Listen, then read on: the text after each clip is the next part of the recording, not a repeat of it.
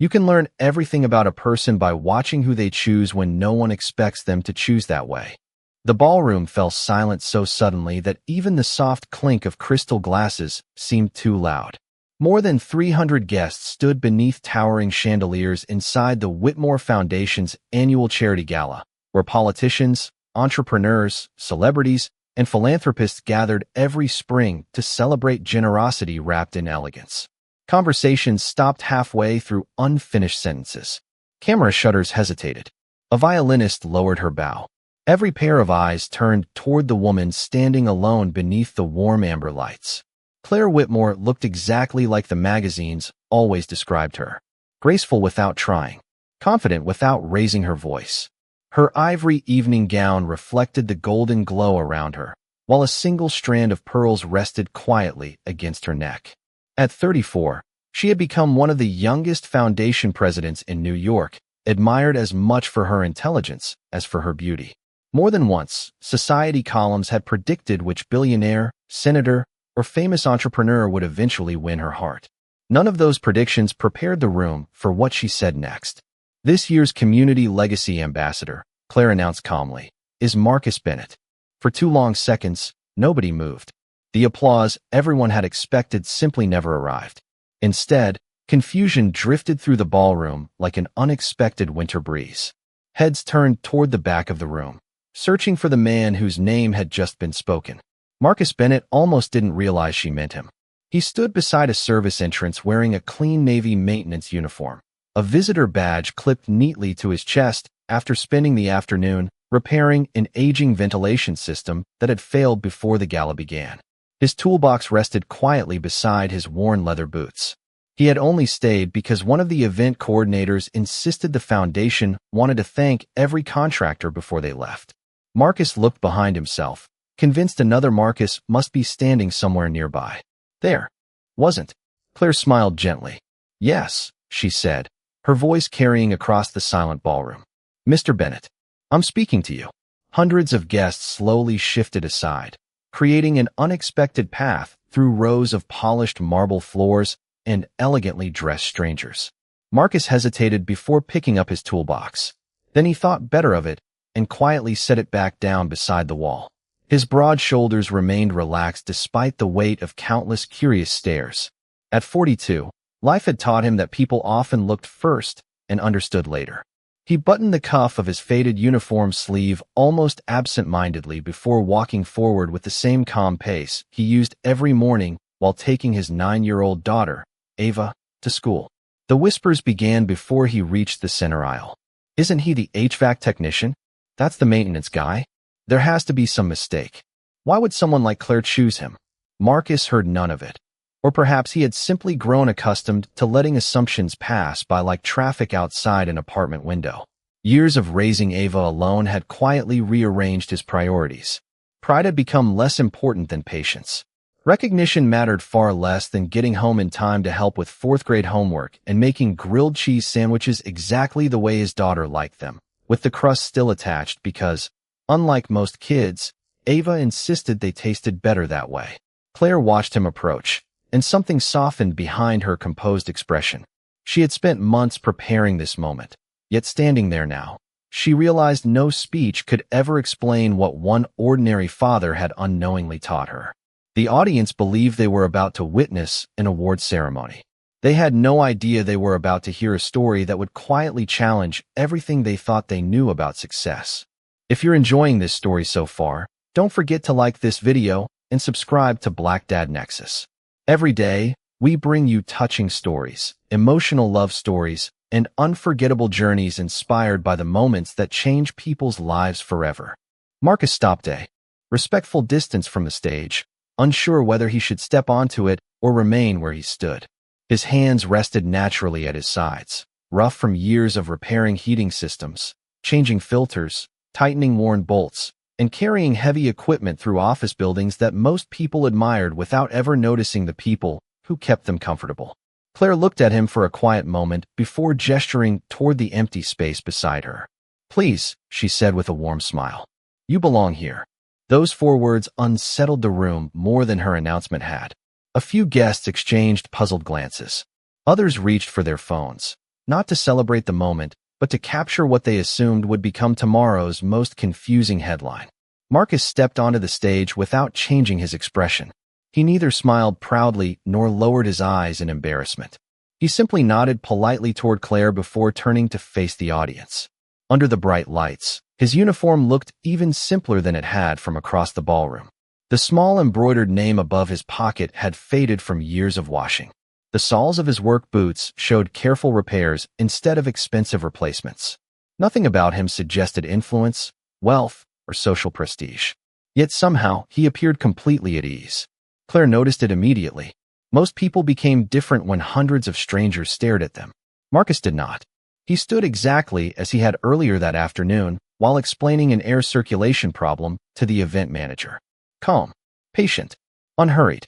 One member of the foundation board leaned toward another and whispered quietly enough that he assumed nobody nearby would hear. There are senators in this room. There are business leaders who donated millions of dollars. Why recognize a maintenance contractor? His companion gave a subtle shrug. Maybe there is a publicity angle. Claire heard neither comment directly, but she had heard versions of those assumptions her entire life. Success often trained people to measure importance before they measured character. She slowly walked toward the podium, but did not touch the prepared speech, waiting neatly on top. Instead, she folded the pages and placed them aside. The movement caught everyone's attention. She had abandoned the script. I know many of you are surprised, she began softly. Some of you are probably wondering whether this was a last-minute decision. A few nervous laughs drifted across the ballroom. Claire waited until the room settled again. It was not. Marcus looked toward her briefly, then back at the audience. He still had no idea why he was standing there. 3 months earlier, he had never spoken to Claire for more than a few polite words. As far as he knew, she barely remembered his name. Somewhere near the back of the ballroom, an event photographer quietly lowered his camera. The scene no longer felt like a ceremony. It felt like something far more personal. Claire took a slow breath before continuing. The first time I noticed Marcus Bennett, he did not notice me at all. That sentence immediately shifted the atmosphere. Curiosity replaced skepticism. People leaned forward almost instinctively. Marcus frowned slightly, searching his memory. He could not remember meeting her before that afternoon. Claire looked toward him with quiet gratitude. He was not trying to impress anyone, she said. In fact, I do not believe he even realized another person was watching. Marcus blinked once, the smallest sign that confusion had finally reached him. Somewhere inside his memory, an ordinary day began quietly stirring back to life. A day so unremarkable to him that he had almost forgotten it completely, while to Claire, it had become the beginning of a question that refused to leave her heart.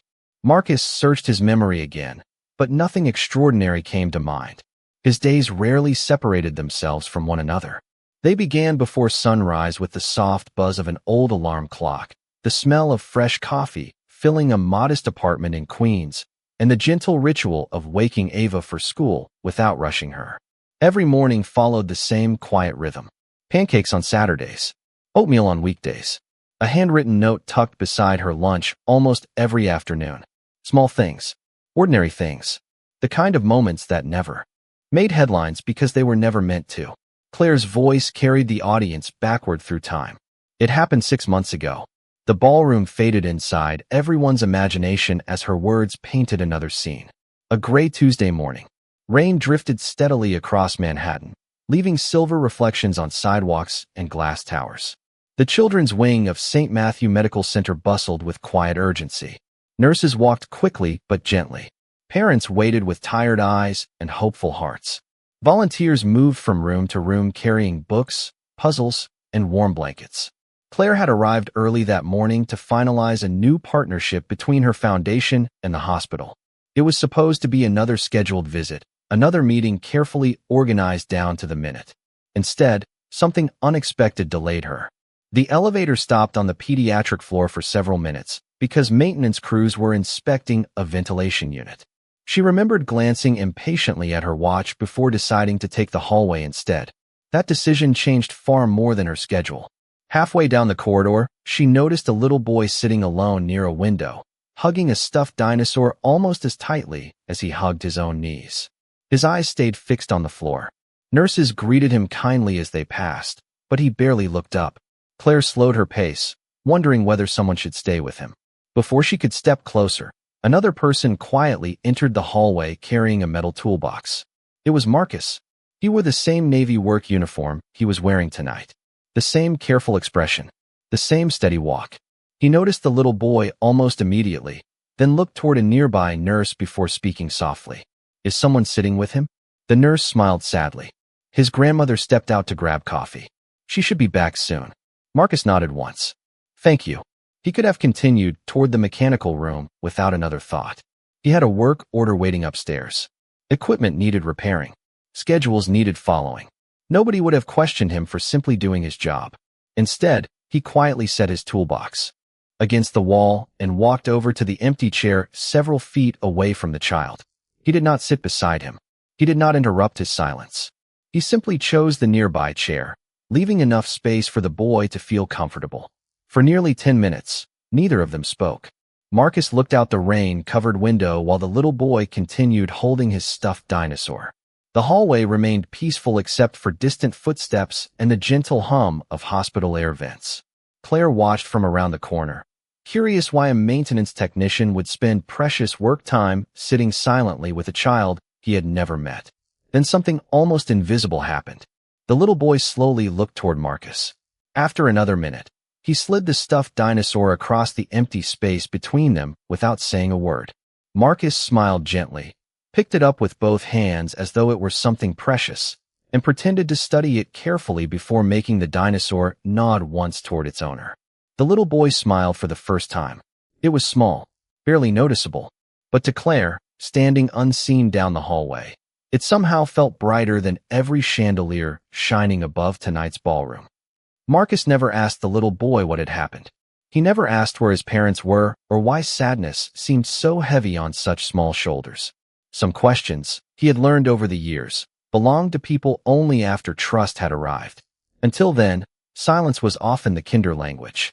He gently moved the stuffed dinosaur across the empty chair as though it were introducing itself to an old friend. Looks like he has been protecting this hallway all morning, Marcus said with a quiet smile. The little boy looked down at the toy before nodding almost shyly. His name is Rex, he whispered. That is a strong name, Marcus replied. Every good protector needs a strong name. Another tiny smile appeared. Claire remained still behind the corner, no longer thinking about the meeting she was already 10 minutes late for. She watched something impossible to schedule unfold naturally between two strangers. Marcus never tried to entertain the child. He never exaggerated his expressions or spoke in the overly cheerful voice adults sometimes used around children. He simply treated the boy like a person whose feelings deserved respect. After another minute, Rex became an explorer, climbing carefully across the armrest of the chair before peeking toward Marcus. I think he is checking whether I am friendly, Marcus said. The boy finally let out the softest laugh. It lasted only a second, but it transformed the hallway. Even one passing nurse turned her head and smiled without interrupting. Claire noticed something else. Marcus kept glancing at the old watch on his wrist. He knew he was falling behind schedule. Somewhere upstairs another technician was probably wondering where he had gone. Yet he never showed impatience. He never sighed. He never acted as though the child had become an inconvenience. A few moments later, an elderly woman hurried back, carrying 2 paper cups of coffee. The instant she saw her grandson smiling, she stopped walking. Tears quietly gathered in her eyes. Ethan, she whispered. The boy turned toward her. Grandma, Rex made a new friend. She looked at Marcus with grateful surprise. I hope he was not bothering you. Marcus stood immediately, picked up his toolbox, and smiled gently. Not at all, ma'am. I think I needed the break just as much. The grandmother reached into her purse almost instinctively. Please let me thank you. Marcus politely lifted one hand before she could remove anything. You already did. She looked confused. Marcus nodded toward Ethan, who was now making the dinosaur wave happily through the air. Seeing him smile was enough. There was no dramatic music, no audience, no applause, only the soft hum of the ventilation system Marcus had originally come to repair. He tipped his head politely, wished them both a peaceful afternoon, and disappeared down the hallway carrying the same worn toolbox with which he had arrived. Claire waited another few seconds before continuing toward her meeting, but the presentation she had prepared suddenly felt strangely unimportant. Throughout the board discussion, financial projections filled giant screens while executives debated numbers. Reaching into the millions, Claire answered every question correctly, yet her thoughts kept returning to the maintenance technician who had quietly spent 10 minutes protecting a child's peace without expecting recognition. When the meeting finally ended, she asked the hospital director a question that surprised even herself. "The technician working on the ventilation system this morning," she said. "Do you know his name?" The director checked a clipboard. "Marcus Bennett. Excellent worker. Always dependable. Why do you ask?" Claire looked through the glass wall toward the hallway where she had first seen him. It was empty now, as though nothing remarkable had happened there at all. She smiled almost to herself before answering softly, "Because I think I just witnessed something that money cannot teach, and I am not sure the rest of us even noticed it." Back in the ballroom, no one interrupted Claire. The quiet that surrounded her now was different from the silence at the beginning of the evening. Earlier, people had been confused. Now they were listening. Marcus remained standing beside her, his hands loosely folded in front of him, still trying to understand why one ordinary morning from 6 months ago had become the center of a room filled with influential people. Claire turned slightly toward him before looking back at the audience. "That day," she said softly, "I thought I had witnessed a rare moment." She paused just long enough for her words to settle. "Then I discovered it was simply the way Marcus lives every single day." Several guests exchanged uncertain glances. Claire continued, "After the hospital, I became curious. Not because I wanted to investigate him, because I wanted to know whether kindness like that could really be consistent." Marcus lowered his eyes briefly. He had never imagined someone had been paying attention. Claire smiled gently. "Over the next several months, our foundation happened to sponsor events at schools, community centers, libraries, and neighborhood programs. Every time Marcus's company was assigned maintenance work, I noticed the same pattern." She remembered arriving early one Saturday at a public library in Brooklyn. Volunteers rushed to prepare reading tables for children while technicians checked lights and air conditioning. Marcus finished repairing a faulty ceiling vent nearly 30 minutes ahead of schedule. Nobody asked him to stay. Nobody expected anything more. Yet instead of leaving immediately, he quietly noticed a volunteer struggling to carry 3 heavy boxes filled with children's books. Without announcing himself, he carried every box inside, arranged the tables exactly as she had planned, and disappeared before anyone thought to thank him. Another memory surfaced. A neighborhood recreation center on an unusually hot July afternoon. The basketball program for local children had nearly been canceled because the cooling system stopped working. Marcus arrived with his toolbox, spent hours restoring the system, then quietly walked outside to his old pickup truck. Claire assumed he was leaving. Instead, he returned carrying a small cooler packed with bottled water. He placed it beside the gym entrance with a handwritten note that simply read, "Stay hydrated." "It is a warm one today." There was no company logo, no social media camera, no name. Claire later learned he had purchased every bottle himself. The audience remained completely still. She continued speaking, her voice never rising above a calm conversation. Then there was the elementary school. Marcus finally remembered. Ava's school had invited local tradespeople to speak about different careers during career week after one guest had canceled unexpectedly. He had only agreed because the principal asked whether he could help fill 20 minutes. Claire had attended the same event to announce new literacy grants. She smiled at the memory. While other presenters spoke about achievements and promotions, Marcus placed a simple toolbox on the classroom floor. He invited the children to pick up each tool one at a time. A tape measure, a wrench, a flashlight. Every tool solves a different problem, he had told them. People are the same way. You never make fun of someone because they carry different tools than you do. The children had nodded thoughtfully. Ava had looked at her father with the quiet pride only a child can give without realizing how powerful it is. Claire remembered watching Marcus after the presentation ended. Several students hurried back to recess, but one little girl stayed behind because she could not zip her backpack. Marcus knelt without hesitation, fixed the stuck zipper in less than 30 seconds, smiled, and wished her a wonderful day. Then he walked away before she even had the chance to say thank you. Claire looked across the ballroom, meeting the eyes of people whose resumes filled pages with accomplishments. "That was when I finally understood something," she said softly. "Character is not revealed by one extraordinary act.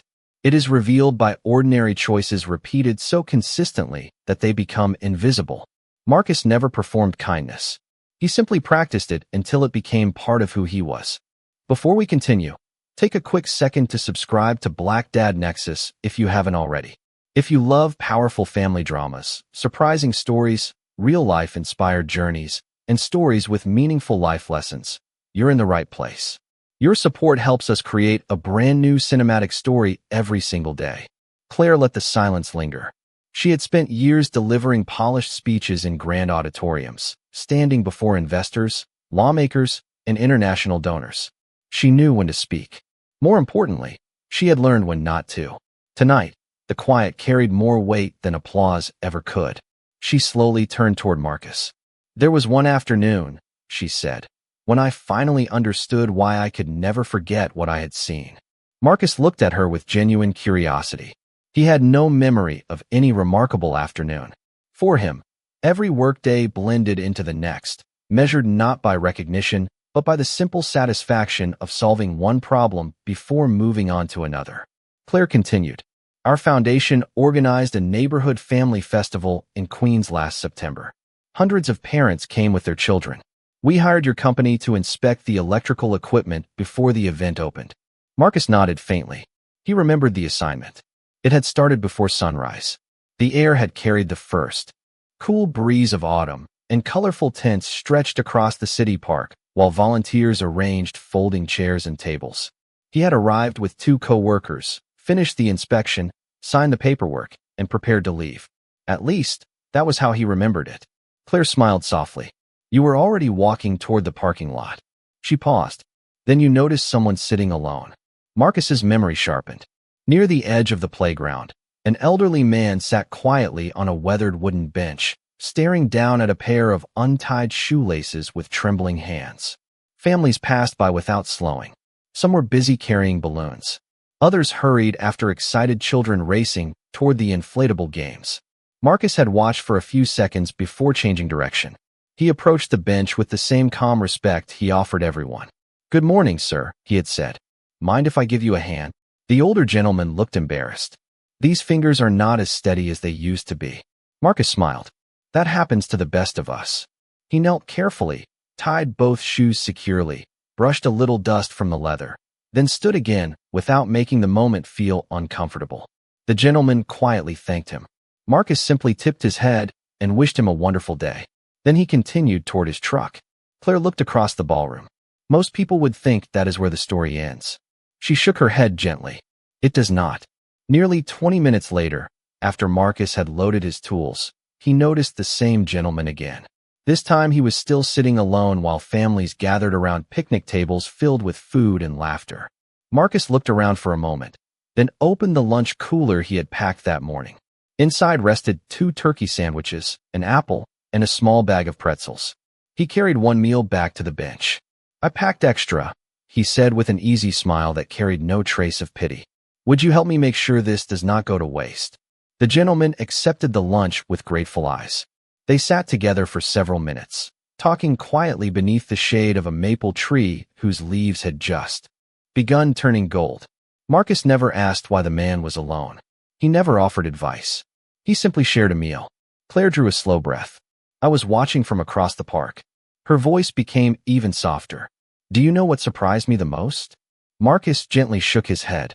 "When you stood up to leave, you thanked him." A faint smile appeared on Marcus's face as the memory finally returned. "He kept me company while I ate," he answered simply. Seemed only polite. A few people in the ballroom lowered their eyes. Claire looked around the room, her expression warm but thoughtful. "That was the moment everything changed for me." Marcus never sees himself as the hero in someone else's story. He always finds a way to make the other person feel valued instead. In a world where so many people compete to be noticed, he quietly notices everyone else first. The ballroom remained perfectly still. No one reached for a glass. No one checked a phone. The conversations that usually filled events like this had quietly disappeared, replaced by something far less common in rooms built on influence. Reflection. Claire slowly walked away from the podium until she stood only a few feet from Marcus. The distance between them felt symbolic. 6 months earlier, they had been complete strangers walking through different worlds. Now they stood side by side, not because their lives looked similar, but because their values had quietly found each other. She turned to face the audience again. Many of you believe I invited Marcus here tonight because he inspires our foundation. She smiled gently before shaking her head. That is only part of the truth. Curious eyes followed every word. Even the photographers lowered their cameras, sensing that the next moment mattered more than another picture. Claire folded her hands together. For years I believed that choosing people meant looking at accomplishments, degrees, titles, awards, balance sheets. I spent most of my adult life surrounded by extraordinary resumes. She paused. But somewhere along the way, I realized I had stopped asking a much more important question. Nobody moved. Who are they when nobody is watching? The sentence settled across the ballroom like a quiet snowfall. Marcus looked down for a brief moment, uncomfortable hearing himself become the subject of such praise. Claire noticed immediately. That was another reason she admired him. Recognition never seemed to make him stand taller than anyone else. She continued softly. 3 weeks ago, I asked Marcus if he would have dinner with me. A ripple of surprise moved through the audience. Marcus blinked, remembering the invitation. It had not been presented as a date. Claire had simply called the maintenance office and asked whether he would be willing to meet after work because she wanted advice about a community project. He had accepted only after confirming that he could bring Ava if necessary, because he could not find a babysitter. Claire smiled at the memory. He apologized 3 different times because his daughter needed to come first. A few people laughed quietly. He offered to cancel if that inconvenienced me. She looked toward Marcus with warmth. I told him that anyone who puts his child before impressing me is exactly the kind of person I wanted to spend the evening talking to. Marcus remembered Ava coloring quietly in a booth at a small neighborhood diner while he and Claire discussed after-school programs, public libraries, and families struggling to balance work and parenting. The conversation had lasted nearly 2 hours. Not once had Claire spoken about investments or social status. Not once had Marcus tried to impress her. When Ava accidentally dropped her crayons onto the floor, both adults bent down at the same moment to help collect them. Claire still remembered what happened next. Marcus handed every crayon back to Ava except one. He tucked the blue crayon into his shirt pocket with a playful smile. I think this one is charging me rent. Ava laughed so hard that several nearby diners smiled without knowing why. Claire had watched father and daughter exchange that effortless joy, and something inside her quietly shifted. She understood then that love was not always revealed through grand declarations. Sometimes it appeared in the smallest exchanges, repeated day after day until they became the foundation of a home. Looking across the ballroom once more, Claire took a slow breath. That dinner answered a question I had been carrying for months. Her voice became steady and certain. I did not choose Marcus because he is extraordinary in the way the world usually measures people. I chose him because he reminds everyone around him that being deeply kind is still possible, even on ordinary Tuesdays, even after difficult years, even when nobody plans to applaud. And somewhere along the way, without realizing it, he reminded me of the kind of person I wanted to become. For several long seconds, no one spoke. The ballroom, once filled with quiet judgment and uncertain whispers, now seemed wrapped in a different kind of silence. It was the silence that arrived when people suddenly recognized something they had overlooked for years. Claire looked around the room, her eyes meeting faces that only an hour earlier had measured success through familiar standards. Expensive suits, prestigious titles, influential connections. Tonight, those measurements seemed strangely incomplete. Near the front row, an older businessman slowly removed his glasses and rubbed the corner of one eye. Beside him, his wife reached gently for his hand without saying a word. At another table, a young executive lowered his phone onto the white tablecloth, realizing he had stopped recording several minutes earlier. Some moments were too personal to capture through a screen. Marcus remained exactly where he had been standing from the beginning. His shoulders stayed relaxed. His expression remained calm.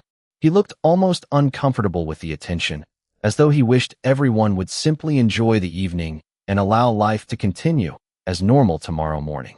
Claire smiled softly. Marcus, she said, turning toward him, there is one thing I have never asked you. He looked at her with quiet curiosity. Why? He blinked once. Why what? Why do you keep choosing people? She asked gently. Even when there is nothing waiting for you in return. The question hung between them. Marcus thought about it longer than anyone expected. Finally, he smiled the same small, thoughtful smile Claire had seen in hospital hallways, school classrooms, and neighborhood parks. Because someone once chose me, he answered. The room grew even quieter. Marcus folded his hands together before continuing. Years ago, after Ava's mother passed away, I did not know how to be both a father and a mother at the same time. I was exhausted most days. I worried about every dollar. I worried about every decision. I kept thinking I was failing her. He glanced toward the polished floor for a moment before lifting his eyes again.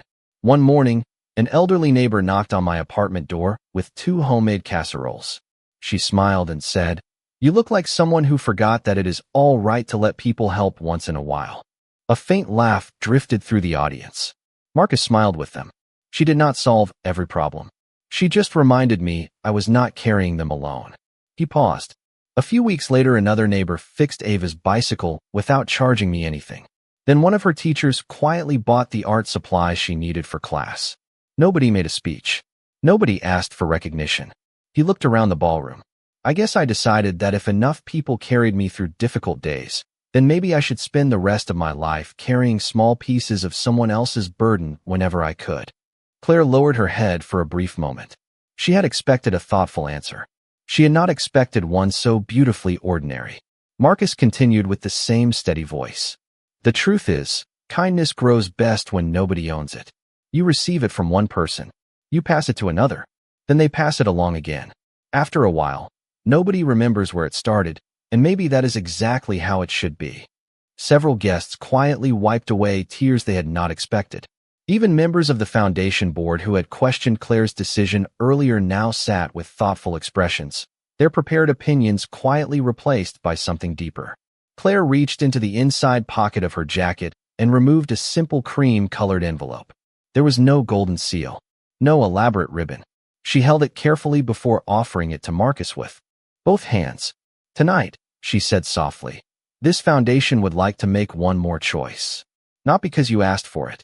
Because we believe the future becomes brighter whenever people like you are given the chance to help even more lives than they already do." Marcus accepted the envelope with both hands, not because he understood what was inside, but because that was how his father had taught him to receive any gift. With gratitude first, questions later. He opened it carefully.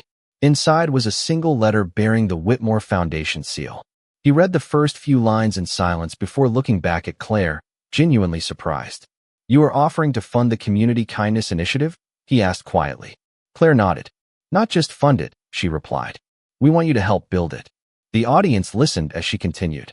"For years, our foundation has invested in buildings, scholarships, and programs. They matter. They always will. But tonight, I realize something we cannot purchase with any budget. We cannot manufacture trust. We cannot teach compassion through spreadsheets. We need people who already live those values." Marcus looked at the letter once more before gently closing it. "I do not have experience leading an organization," he admitted honestly. Claire smiled. "You have something much more difficult to find." He waited. "People already believe you before you say a word." A warm wave of applause slowly filled the ballroom. It did not explode into thunder. It grew naturally, one table after another, until nearly every guest had risen to their feet. Marcus stood quietly through it all, humbled more than celebrated. When the applause finally faded, he stepped toward the microphone for the first time that evening. He cleared his throat softly. "Thank you," he began. "I honestly do not know what to say." A few gentle laughs drifted through the room. "I spent this morning fixing an air handler. I thought tonight I would eat a quick dinner, shake a few hands, and head home in time to ask my daughter about her science homework." More laughter followed, warm and genuine this time. Marcus smiled. Life has a funny way of changing plans. He glanced toward Claire. "I accept this opportunity, but only on one condition." Curious faces leaned forward once again. "I do not want this program to have my name." Claire looked surprised. "Why?" Marcus answered without hesitation. "Because kindness never belonged to one person. It belongs to everyone willing to pass it on." The room fell quiet once more before Claire smiled wider than anyone had seen all evening. "Then we will build it together," she said. "And we will make sure every volunteer remembers that." Later that night, after the final guests had left and the ballroom lights had begun to dim, Marcus stepped outside into the cool Manhattan evening. The city felt quieter than usual. Taxi headlights reflected across rain-polished streets while a gentle breeze carried the scent of autumn through the buildings. Across the curb, Ava climbed out of a neighbor's car, still holding the blue sketchbook she carried almost everywhere. The moment she spotted her father, she ran toward him with the easy confidence only children possess. "Dad," she said, slipping her small hand into his. "Did everything go okay?" Marcus looked down and smiled. "Better than I expected." Ava studied his face. "You look happy." "I think I am."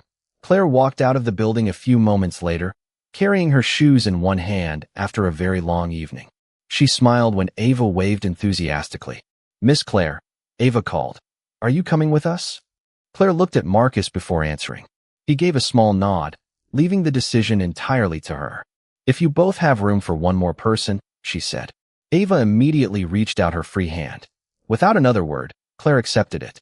The three of them began walking slowly beneath the glowing streetlights, saying very little as the city continued around them.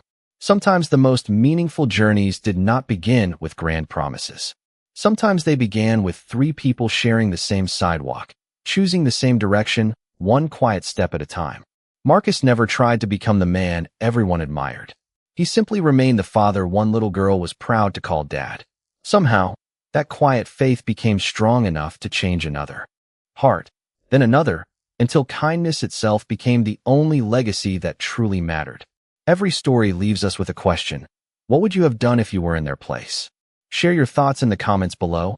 We'd love to hear your perspective. If you enjoy touching stories, inspiring life journeys, emotional family dramas, and unforgettable love stories, don't forget to like, subscribe to Black Dad Nexus, and turn on notifications. A brand new cinematic story is waiting for you tomorrow.